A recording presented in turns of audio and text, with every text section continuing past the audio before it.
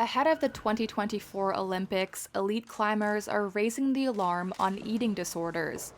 Losing weight in climbing is always seen as a good thing. Kai Leitner is one of them. He was a youth climbing world champion, but at 14, he was told his liver was close to failure. He also fractured his spine in two places and realized the restrictions he put on his eating had spun out of control. With climbing, it's just the obsession with thinness in our sport is so pervasive that it doesn't seem out of place.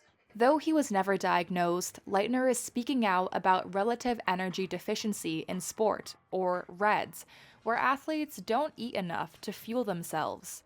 It was recognized by the International Olympics Committee as a syndrome in 2014, and its effects can lead to low immunity, decreased bone density, and disturbed sleep, as well as increased risk of injury. It's widespread in gymnastics, ice skating, artistic swimming, endurance, and weight class sports. In a 2022 survey of female sport climbers, 15% said they currently had an eating disorder, while almost 16% said they didn't have periods, a common red symptom. I mean, there's a lot of teams, which I won't mention by name, but that happen around the world that require certain weight requirements from their athletes. Like they persuade them to lose weight, like national federations, and that's just normal. Leitner and other athletes are calling for the International Federation of Sport Climbing to stop unhealthy athletes from competing, including at Paris 2024. Ukrainian climber Zhenya Kazbekova says for years the IFSC told athletes it was impossible for them to come up with regulations. Their solution was to leave it to the national federations.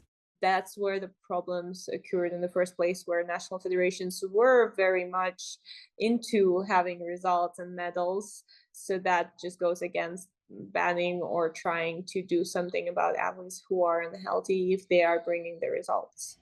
The IFSC used to measure climbers' body mass index to flag athletes dangerously underweight, though it didn't stop anyone from competing.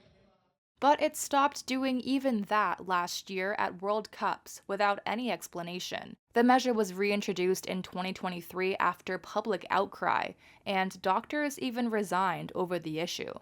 IFSC President Marcos Scaleras says stronger rules are being developed for 2024.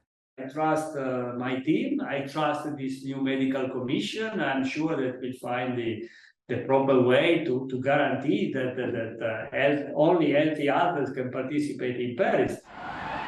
Scaleras says to protect athletes, REDS regulations need to withstand legal challenges, adding that if the IFSC lost a court case, it might have to shelve the policy for 1 to 2 years. And then we will authorize those who are unhealthy to compete when maybe with the proper approach, we will limit the damage for them.